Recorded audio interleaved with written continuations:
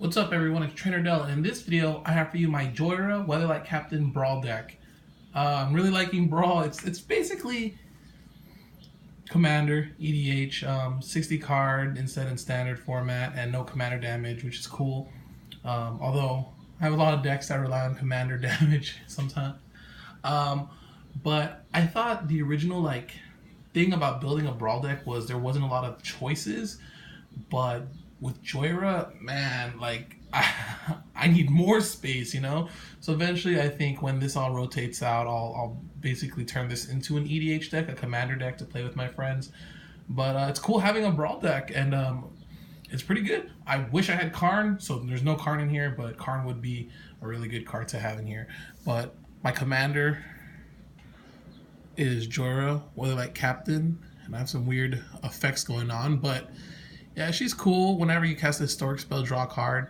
Artifacts, legendaries, and sagas are historic, so a lot of the deck are artifact cards. So yeah, I'll put this over, I don't know, off to the side. So starting off with creatures, but also this is an artifact, the Sparring Construct, a good 1-drop. When it dies, you put a +1/+1 counter on a target creature you control. So that's really cool. Artificer's Assistant. Flying, it's a little 1/1 bird, and whenever you cast the historic, it gets a scry 1. So it's good to have this and Jhoira on the field together, because then you can cast, set your triggers in a way where you get to look at what you're going to draw, or you get to scry and then draw it with Jhoira's effect. Voltic Servant, just here because at the beginning of your end step you get to untap a target artifact, so it's usually one of the ramp cards you'd want to untap. Glint Nest Crane, just another bird with flying, but when it enters the battlefield you have to look at the top 4 cards and reveal an artifact, and then put in your hand, and the rest you can put at the bottom of your deck. So it's pretty cool. 1/3, not too bad, just for searching. You want to set up.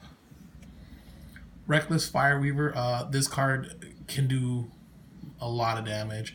Whenever an artifact enters the battlefield under your control, Reckless Fireweaver deals 1 damage to each opponent. So I haven't really played a multiplayer game yet in Brawl, but sometimes you can get a lot of damage out with him, and it's only 20 life 1v1, so that's crazy. Filigree Familiar, little simulacrum, as I like to call him. When it enters, you gain 2 life, and when it dies, you draw a card. So it doesn't have the look for a land effect, but it still draws you a card and gives you something. Oh, someone's honking out there. I guess they like Filigree. Foundry Inspector, artifact C costs, or cast costs 1 less. So it's cool. Scrap Trawler. Whenever this or another artifact you control is put into the graveyard, you get to return 1 from your graveyard, an artifact card with less converted mana cost. It's back to your hand. So it gets you some value. If something gets down there, it goes down, you can get something back, hopefully. Sparring Construct comes to mind. He always ends up dead. Cultivator's Caravan, 5/5 for 3 crew is cool, but it's ramp, it can just give you 1 mana of anything. There's cool too. Trophy Mage. When she enters the battlefield, you can search your library for an artifact card. 3. And that's like a few things. It's like Cultivator's Caravan, Scrap Trawler, Foundry Inspector. So a few things you just saw get, tutor out for it. This card is, you can cut it if you have something else, but I just like it. Keldon Overseer, I feel like it's a very good late game card. It has haste, 3/1 stats for 3, which is okay, but it has a kicker, which means it can gain control of a target creature. And it gains haste, you untap it, so yeah, you can just do some damage, maybe some late game shenanigans. Got Saheeli Ray, cool planeswalker, scry 1 damage. I don't really use that one. Whenever she comes in, I like to create a token of a copy target artifact, so it's pretty cool. You want that with that, what's that one card, the Lightstone? So you can have 4 mana with those 2 things. That'd be pretty cool. If you ever get to ult with her, it's alright. It's not too bad. I feel like in EDH she'd be a lot better. Jhoira's Familiar, another thing that makes historic spells cost 1 less. So mostly the artifacts to come down. And if I'm not mistaken, also Jhoira, becomes 3 mana. The Weatherlight, because it's the Weatherlight. Crew 3, and then if it deals damage, then you get to look at the top 5 cards and reveal a historic card, put it into your hand, everything else goes to the bottom. So it's cool. Just have it for flavor reasons because Jhoira is the captain of the Weatherlight. I would cut that too. It's not terribly needed. I mean, yeah, this deck does have a lot of artifacts, but it's not too much needed. You know what I mean? Padim, Consul of Innovation, he's definitely needed. He or she, I don't know. Artifacts control have hexproof, so that's really good. And at the beginning of your upkeep, if you control the artifact with the highest converted mana cost or tied, you get to draw a card. So that's really cool too. And I got a big artifact about to shop. So I don't think people would play a higher. I don't know if there are. I'm pretty sure there are, but I'll show you next. But yeah, this is a definite must-have, I feel, in the deck. But this one right here, Particle Wanderer 6. I only play him because of Padim. And it's Trample, 5/5, which isn't bad, but 6 converted mana cost. Artifact creature gets you a draw. Gives you 2 draws, if anything. Gear Seeker Serpent, 5/6. 1 less for each artifact, and it can't be blocked. You pay 5 and a blue. So definitely good. Like I have summoned this with just 2 blue. Like it's not hard to do. Oh, sorry. And then this guy right here, the 11 Metalwork Colossus depth, and then X is it costs X less to cast, where X is the converted mana cost of non-creature artifacts. So even then, you can get it out for free at times. But a 10/10, that's not too bad. And 11, I don't think there's anything other than this that is higher. So the 6 and the 11, they get through. And we got the counter spells, target non-creature spell, untap up to 3 lands. So, get something out of the way, then get your lands back. Cancel. It's cool when you do unwind and then they think that they're safe, then you cancel them. It's fun. Cancel just target card, counter target spell. That's all it does. Insidious Will, which is cool. You can also, for like 1 more generic mana, you can counter target spell, which what cancel does, but you can choose new targets for a target spell. So if you want to redirect something, or you can just copy it and choose another target if that spell sounds cool, like draw, right? You can do something like that, like your opponent wants to draw something, so you can like target yourself too, copy it and target, so you also draw.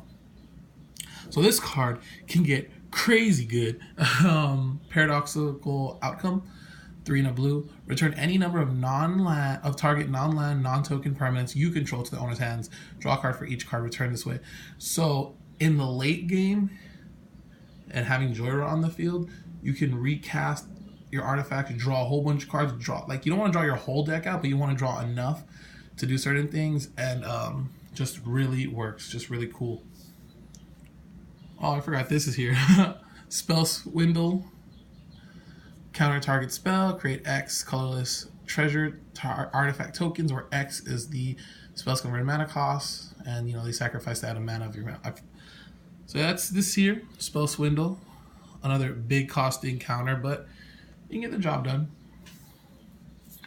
River's Rebuke, return all non-land permanent target player controls to their owner's hands. So it's like the single target board wipe, not bad. Deep Freeze, just to there's some creatures, like high value creatures, that have great effects, so this is mostly just to make them not do anything. That's all, because they lose their abilities, they just become a wall. Antiquities War, the first one is look at the top 5 cards. It's basically like the Weatherlight, except just artifacts, not historic. And then number 3 is artifacts you control become artifact creatures with 5/5, and yeah, late game, that is crazy good, especially when you have so many artifacts. Storm the Vault, whenever 1 or more creatures you control deals damage to a player, create a token, like the treasure token.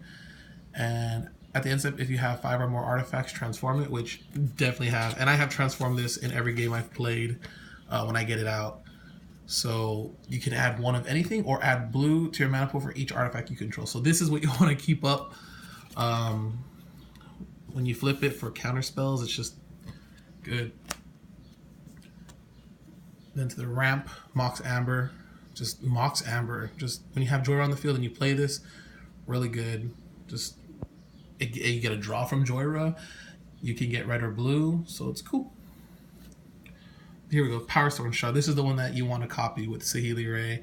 Add colorless for each artifact you control. Name Power Stone Shard. So if you copy this, you can get 2 for this and then 2 for this. So that's 4 right off the bat. I feel like having like an X burn spell, like probably Jaya's Immolating Inferno in here, because sometimes I just want to, for reach, but I haven't found room for it. Chalice. I just call it Chalice.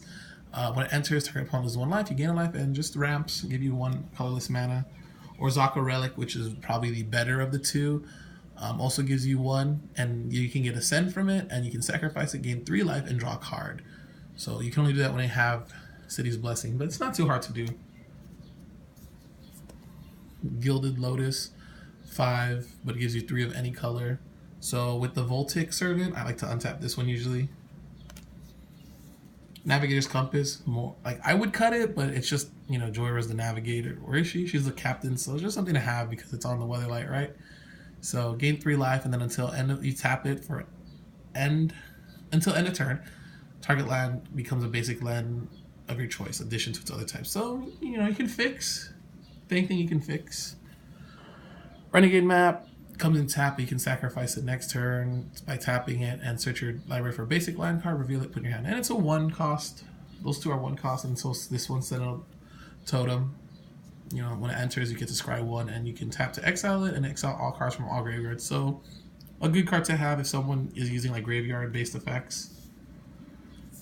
It's like the only one, right? There's a few, like there's that one land. I don't have it, but there's that one land that does the same thing.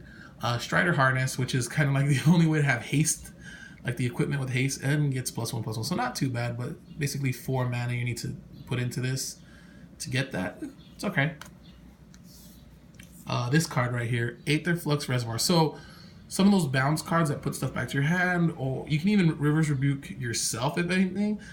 Because if you want to play this and then start like casting a whole bunch of other things, you can easily get to 50+ life and use its effect and win the game. So that's like the big win card. There's other ways to win, but that's one of the big win cards. And then 1, 2, 3, 4, 5, 6, 7, 8, 9, 10 islands. 1, 2, 3, 4, 5, 6 basic mountains. Memorial to Genius to draw 2 cards if you need it. Sulphur Falls, check land. Highland Lake, just a dual land. I don't know, Zalfirian Void, just call it the Void, the Noid. Enters, scry 1 and adds 1 colorless. It doesn't enter tap like other ones do, so that's cool. Just a cool generic scry land. Field of Ruin, good too. I think a staple in this format, I would hope. I mean, it's going to be around for a while because Ixalan doesn't rotate out. But sacrifice to destroy target non-basic land, and then each player searches for a basic card, puts it onto the battlefield and shuffles. And then Inventor's Fair. At the beginning of your upkeep, if you control 3 or more artifacts, which isn't hard to do, you gain 1 life. Add a generic mana, like the colorless, and then 4, and tap sacrifice it, search your library for an artifact card. So usually, you need to have 3 or more to do that effect. But usually I go for Aether Flux Reservoir if I don't have it yet. So that's what I go for. That's the Jhoira deck. I got so much Jhoira flavor all up in here. I'm trying. If you have any suggestions, let me know. What would you change out? What would you do? And how do you like Brawl? I enjoy it. 1v1, I like it. We played when originally it was like 30 life, and the deck is a little slow, but it got me to where I was needing to go eventually. Down to 20 life. I had to change some few things, but so far it's okay. Like, it's not too bad. Like, haven't lost with it against my friends yet, but hoping to play in some tournaments against other people. So yeah. All right. Thanks for watching. Peace.